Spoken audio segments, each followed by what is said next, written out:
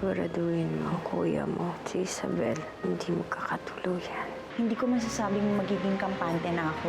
Alam ko naman po yung pinanggagalingan niyo eh. Buti nagkita pa tayo. Magbabantayan mo ang daddy mo. Nora. Ma! Nurse! Doc! Si Julian po kasi takot pa rin sa akin. Hindi madaling tanggapin para sa kanya si Naha. Go! Bakit? Ano nangyari sa mami ko? Time of death, 7:54 p.m. Yang si Basti nakipagsabuatan niyan kina Nora. Hindi ko naman alam na gano'n kahinatnan eh. Ay, kung yung anak ko at apo ko ang nadisgrasya, umalis ka na dito, Basti. Baka naman po pwede nating puntahan si Ma'am Nora. Huwag na lang, anak, kasi delikado kung pupunta ka pa doon. Bakit mo ako iniwan, ma? Kayo na lang ni Tito Manay mga pampi ko eh. Paano mukha niyong pumunta dito? Umalis ka. Oh, wala namang may gusto nito. Ano may gusto? Ganun ba? Mamatay ka kasama ng halimaw mong anak! Alam ko na ang tunay na huli. Pagbabayaran mo lahat ng kasalanan mo. Galing mo. Tunayan mo.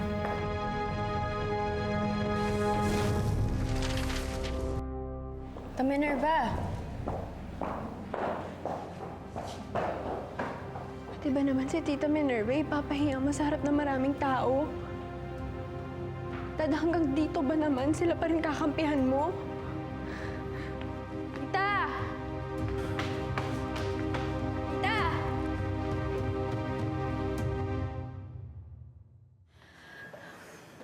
Nakiramay lang naman tayo, Angie. Hindi ko akalain ganun ka-rude si Minerva. Ikaw na nga tong nakiramay, ikaw pa tong inaway. Dapat po pala ma, pumayag ka na lang nakasama mo ko. Anak, alam mo namang hindi pwede, di ba? Alam niyo, masasama talaga silang tao. Lalo na yung Minerva na yan. Siya na nga itong may kasalanan sa atin, siya pa yung galit.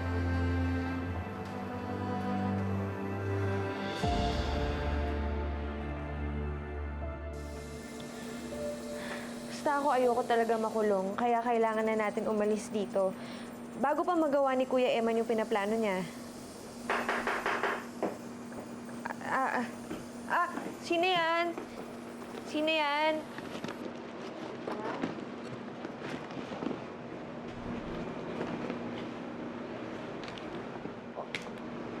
Tita, ano yan? Aalis ka? Kailangan Marga eh.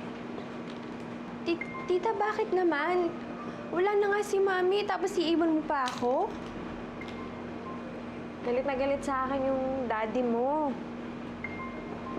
Tsaka, kahit di niya naman sabihin, parang ididiin niya ako eh. Tsaka alam ko naman gusto niya na akong lumayas dito, matagal na.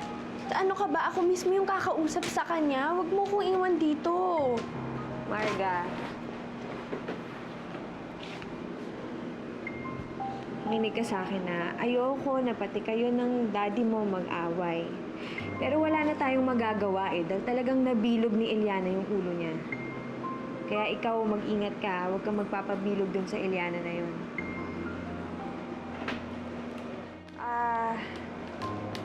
Ito nga pala, may bilin ako sa'yo.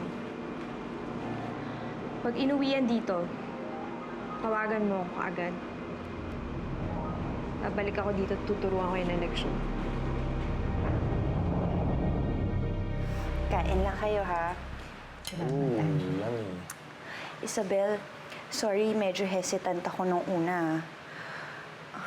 Pero nung na-witness ko yung ginawa sa atin ni Minerva, nabuo na rin sa isip ko na mas kailangan nyo ng proteksyon.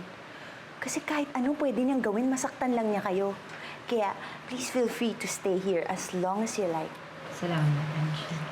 Salamat po, Tita. Naiintindihan ko na kasi kayo. Ayoko din naman na mahanap pa kayo at guluhin pa nila. Julian?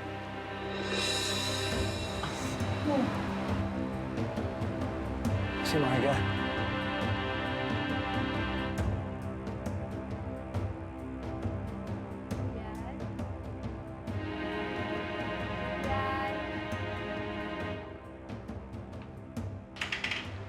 Julian? Marga.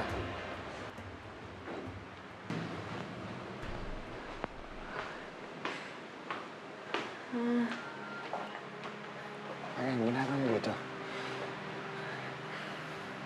Pasensya ka na. Wala na akong ibang malalapitan eh. Tita, I'm so sorry for what happened earlier. It's not your fault, Marga. Condolence nga pala, hindi ko nasabi sa'yo kanina. Hayaan ko muna kayo mag-usap bago tayo kumain. Excuse me. Julian, wala na akong ibang matatakbuhan eh.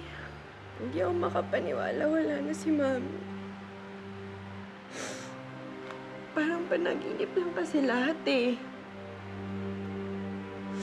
I don't know what to do.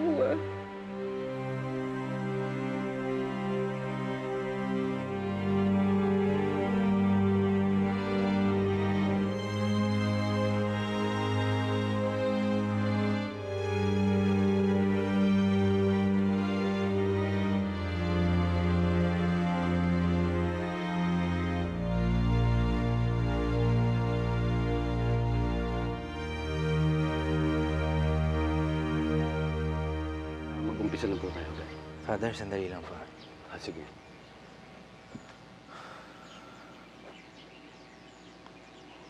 Tetay, si Marga. Ay, sir, wala na po siya sa bahay. Kanina na umalis ako eh. Hindi ko rin po makontak. Hanggang sa libing ng nanay niya. Tigas pa rin ang ulo. Father, sige. Magsitayo po tayong lahat. Sa ngalan ng Ama, ng Anak, ng Diyos, Espiritu Santo.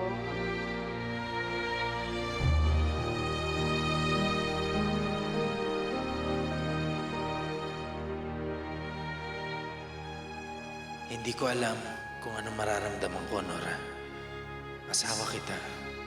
At bago yun, kaibigan kita. Ikaw ang dumamay sa akin nung bagsak na bagsak ako. Pero bakit ganon?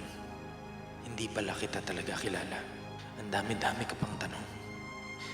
Bakit ninyo dinala ni Minerva si Isabel sa mga ahas noon? Bakit mo tinago sa akin ang nalalaman mo tungkol kay Eliana? At bakit tinangka mo pa siyang patayin? Sana tinanggap mo na lang si Eliana, Nora. Anak ko yun eh. Bago pa naging tayo, nandoon na siya. Hindi siguro umantong sa ganito kung naging bukas lang ang isip mo.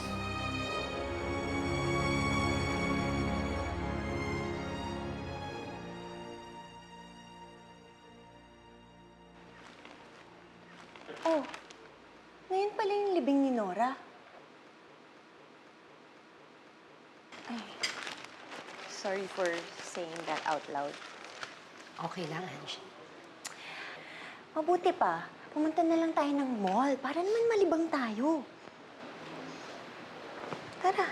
Ma, tingin ko delikado pa rin na lumabas si Eliana. Pwede ko naman siya samahan dito sa bahay kung gusto niyo. Okay ka lang ba? Opo, Ma. Masig na po sumama na po kayo para naman hindi po problema yung iniisip niyo. Sigurado ka, ha? Opo, Ma.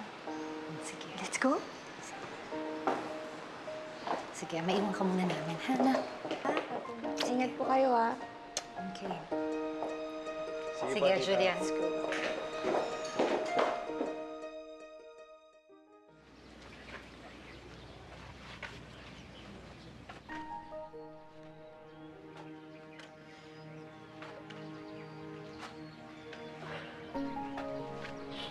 Nasaan si Mami?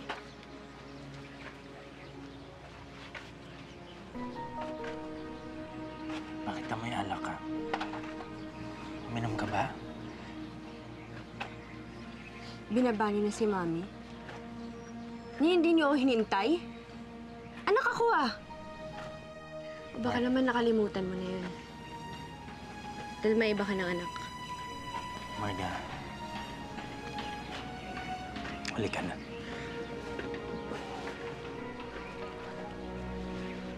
Hindi ako uwi, Dad. Wala na dun si Mami. Alam mo kung bakit? Dahil sa anak mong halimaw. Marga, stop it. Bakit? Totoo naman eh. Kasalanan ni Eliana lahat ng to. And you know what's worse? Kasalanan mo din to eh.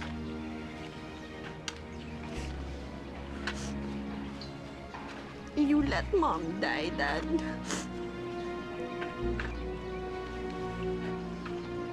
And I will forever hate you for that. Hate you.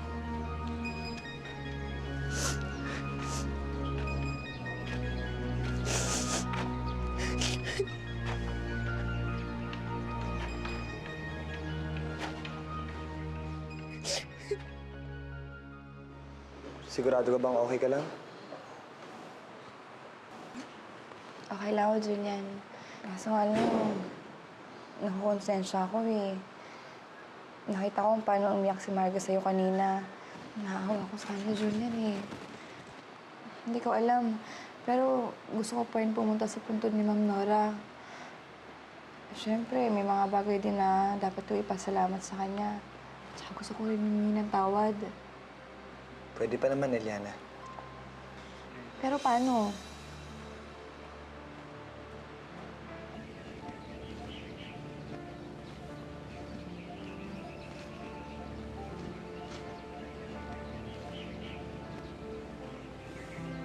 Marga,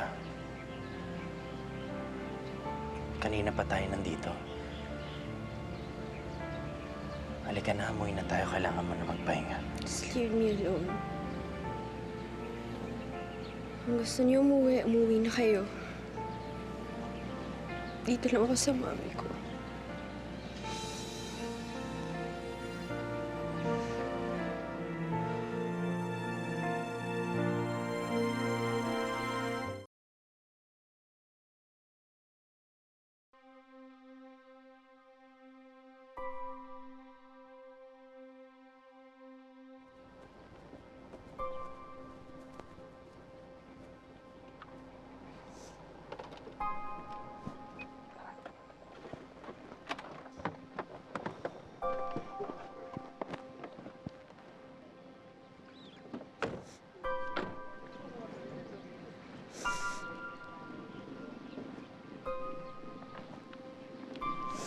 Julian, si Marga.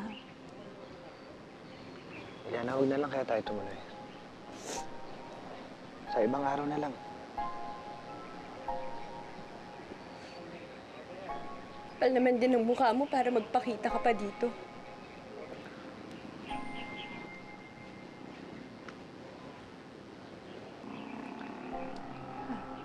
Marga, pumunta kami dito para makaramay. Ayoko na sana ng gulo. Ayaw mo ng gulo.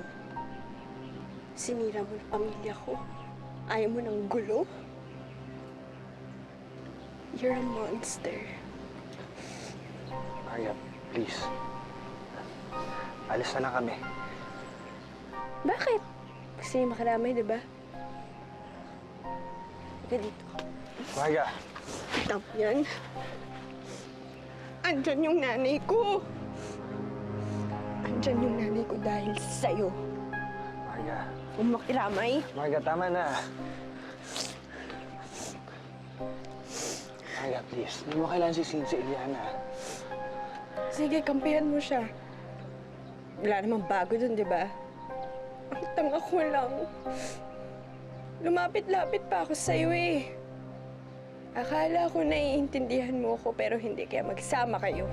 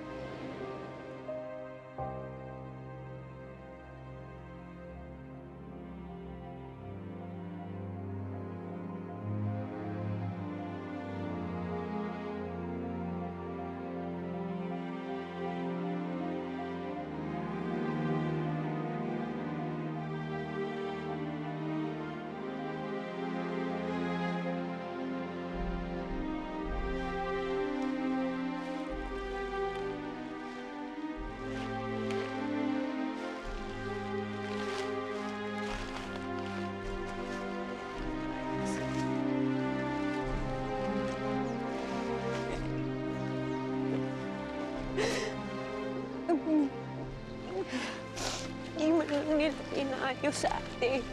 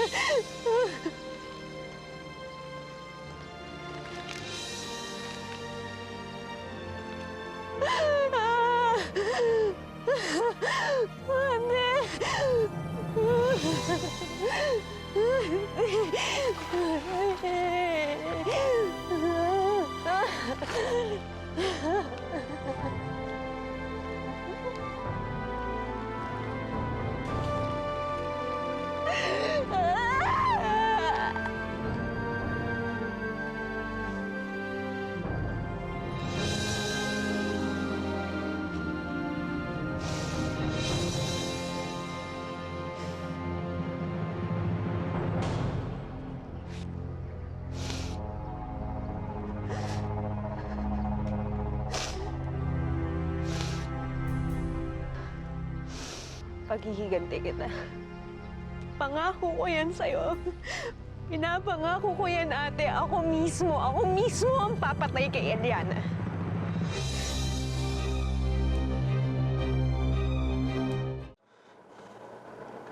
Just ignore everything Marga said.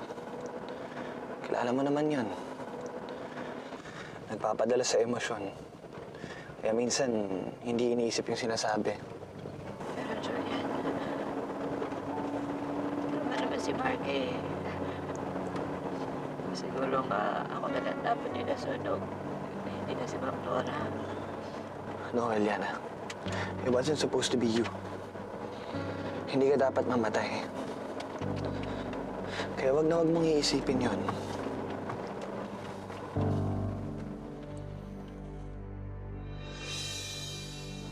I can't blame Isabel for getting mad. Ina. Naintindihan ko rin siya. Ganyan din magiging reaksyon ko sa akin nangyari yun. Ikaw naman kasi. Bakit naman nakipagsabuhatan ka pa sa Norang yan? Sumabawi ang asawa ko. Ayoko nagsasama si Isabel at si Eman. Dapat ako lang nasa tabi niya. They're just together because of Eliana. Alam mo si Isabel, she's not the kind. She's not the type na mangangaliwa. Condolence, Eman, ha? Maiwan ko muna kayo para makapag-usap kayo, ha? Salamat, Angie.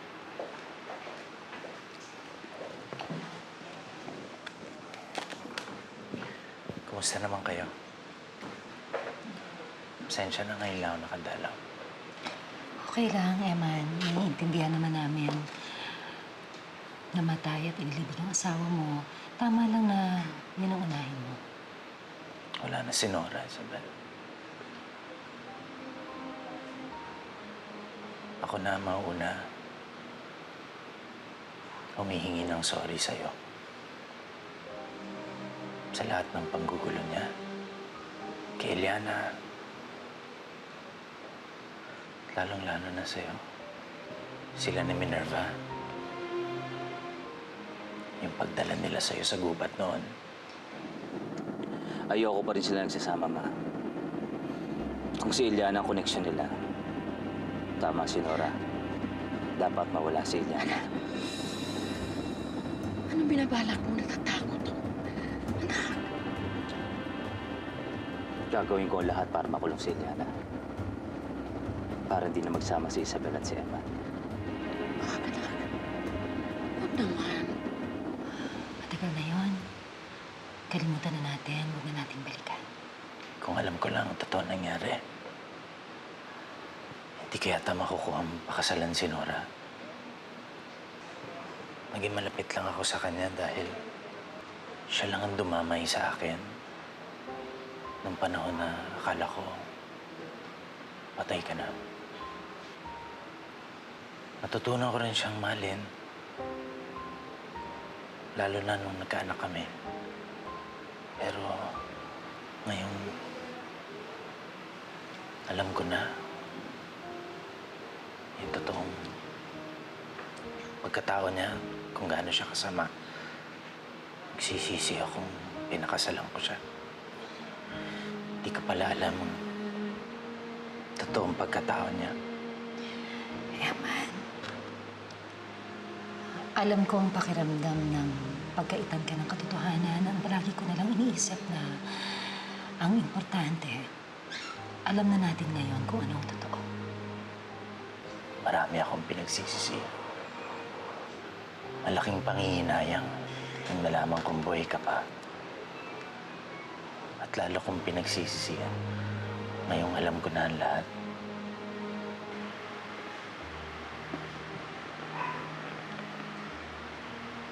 Hindi tayo dapat magkalayo. Ikaw dapat. Ikaw dapat ang aking pinakasalan.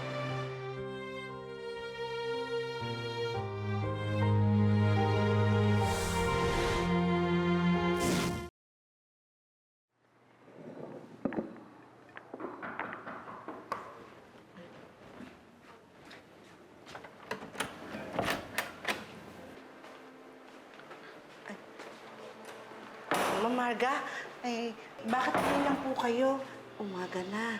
Anong pakialam mo? Nanay ba kita? Hindi. Nag-aalala lang ako. Alam kong nalulungkot ka, pero... Alam mo, please spare me the drama. Wala akong pakialam kung nag-aalala ka para sa akin. Tsaka isa pa. Di ba magkaibigan kayo ni Iliana? So, malamang kakampi ka niya. Sama-sama kayo. Stay out of my life.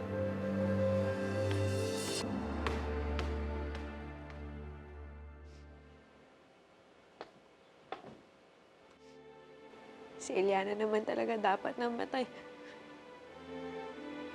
Hindi yung kapatid ko.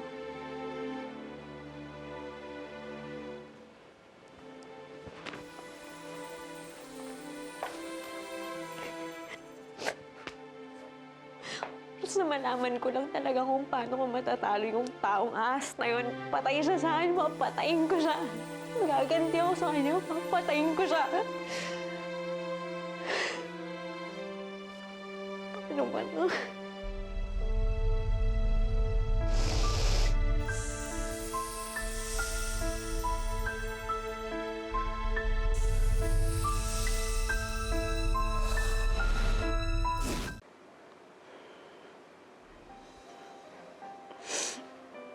Lahat na lang sila kakampi ni Iliana.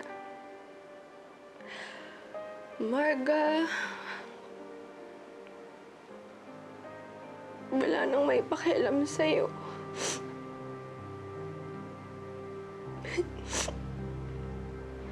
Pag inuwi yan dito, tawagan mo ako agad.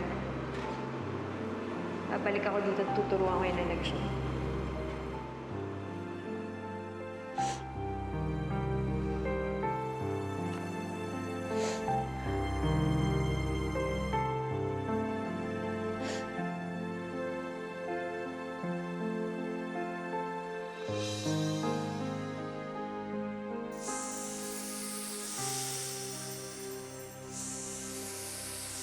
Paano nagkaroon ng kakambal ahas yung Eliana?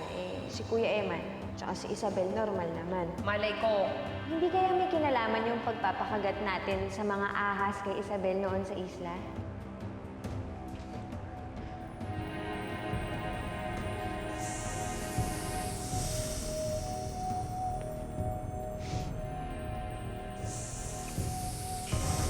Hindi ba isa lang ang paraan para matalo ko siya? Yung maging mas makapangyarihan ako sa kanya. Kaibigan, alam ko na sa'yo nang galing yung kamandag na pumasok dun sa katawan ni Isabel. Na nagdadalang tao siya. At alam ko rin na kaya mong kontrolin kung gaano kadaming kamandag yung pwedeng pumasok sa katawan ko.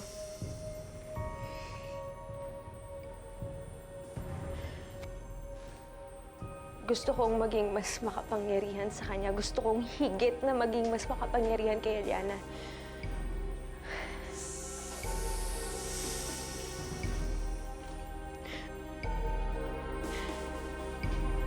Itim na serpente.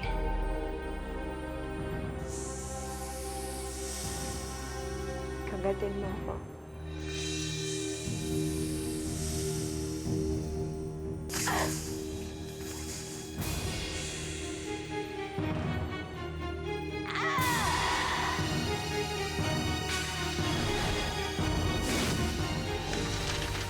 dumaan lang kami dito para kumustahin kayo. Gusto ko rin sanang kumustahin ang anak at apo ko. Gusto ko nang kalimutan yung nangyari sa sementeryo. What happened yesterday was really bad. Kaya kung may gusto kang puntahan, sabihin mo lang sa akin, sasamahan kita. Na-miss kita.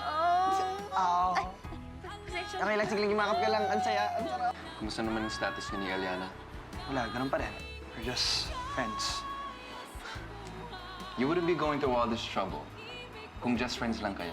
Nakumpirma po namin na iisang ahas lang po ang kumagat sa mga biktima. Maaring ahas nga ni Eliana ang may gawa nito. Ay, parang galit kay Eliana. Na dapat si Minerva ang sumasalo.